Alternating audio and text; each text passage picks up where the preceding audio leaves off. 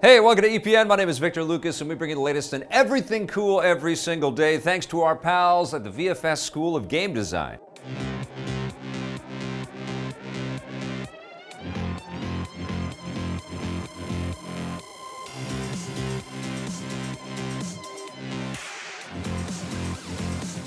Thank you so much, Vancouver Film School. Today's rundown is dedicated to Twisted Reverb, who says that I am his hero. I'm the hero you deserve, aren't I?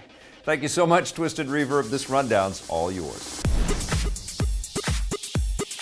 DC and Warner Brothers might have had a stroke of genius about a deathly new comic book movie. The studio is reportedly moving forward with a solo movie focusing on the Batman villain Deathstroke, and best of all, they're in talks with the Raid 1 and 2 director Gareth Evans to helm the project. According to The Hollywood Reporter, Evans is in early talks to not only direct the film, but also write the screenplay, although it's unclear if the story will be based on any specific Deathstroke comic. The character first appeared on comic shelves in the 1980s and is a deadly assassin with superhuman strength, speed, and agility. He's long been an adversary of Batman and other members of the Justice League, and recently appeared in the TV series Arrow, where he was played by Manu Bennett. The new movie will star a different lead, True Blood and Magic Mike actor Joe Manganiello. He was originally set to play Deathstroke in Ben Affleck's solo Batman movie, but that project fell apart, so he's getting his own movie instead. Sounds like a killer trade-off. Deathstroke is more violent and gritty than many of the other DC characters, so we can't wait to see him in his own film,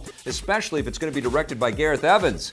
The Raid movies, especially the second one, are easily among the best action movies of the last decade, and their violent, action-packed tone are just what a Deathstroke movie could use. We'll let you know when more details come in. The next big DC movie, Justice League, hits theaters in 3 short weeks. Over in the Marvel Universe, things are shaking up behind the scenes of Daredevil.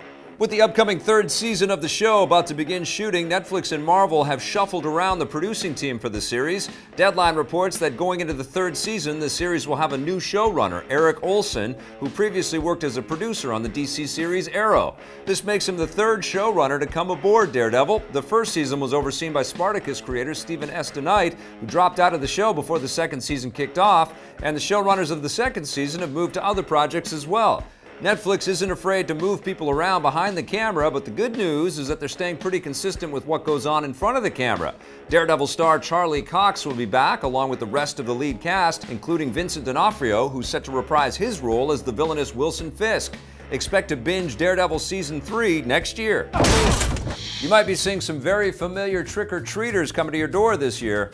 Comic book movie heroes and other pop culture icons have taken the top spots to become the most popular Halloween costumes this year. According to Google Trends, the #1 most popular Halloween costume this year is Wonder Woman, thanks to the success of the recent Wonder Woman movie starring Gal Gadot. The 2nd most popular Halloween costume is another DC character, Harley Quinn, who has been consistently popular for several years now and will no doubt rise in popularity when her next movie comes out in a few years. The 3rd most popular costume isn't a specific character. It goes to generic clowns, but this is almost certainly due to the blockbuster success of the recent It movie. The most popular Halloween costumes are almost always fueled by successful movies and TV shows. One that does come as a bit of a surprise, however, is the sudden surge in popularity of the Austin Powers mask, which hasn't been a big franchise for more than a decade. Its popularity is likely due to a scene in the recent action movie Baby Driver. For those of you who haven't seen the movie, the scene in question involves a group of bank robbers who were supposed to get masks of the Halloween slasher killer Michael Myers, only to accidentally get masks of Austin Powers actor Mike Myers. This is Mike Myers! It should be the Halloween mask. This is a Halloween mask! No, the killer dude from Halloween. Oh, you mean Jason? No! The same mask is sold out everywhere, much to the delight of Baby Driver writer and director Edgar Wright. Halloween happens on Tuesday if you want to stock up on some candy.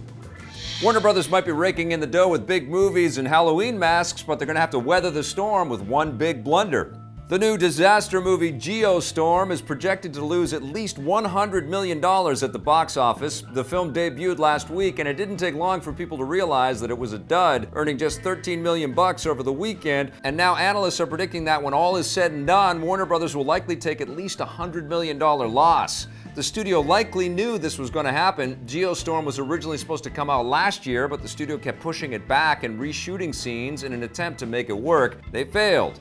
This isn't the only big box office disaster from Warner Brothers this year. Their new King Arthur movie also lost around $100 million, and Blade Runner 2049, even though it's an amazing movie, probably won't break even.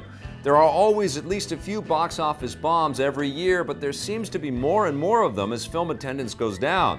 This means that studios will likely take fewer risks on original properties like Geostorm and double down on more reliable, established franchises. The UK might step in and do something about in-game loot boxes, and then again, they might not.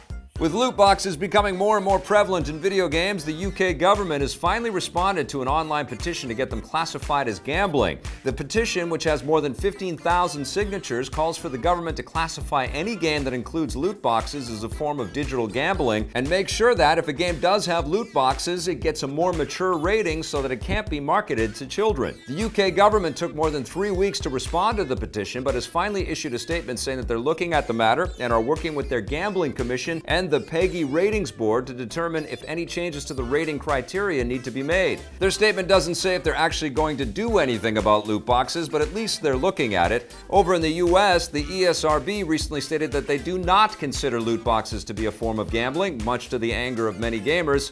Loot boxes have been appearing in more and more games lately, and along with the usual fears about pay to win, there are also concerns about the addictive nature of loot box mechanics. We'll keep you up to date on the latest.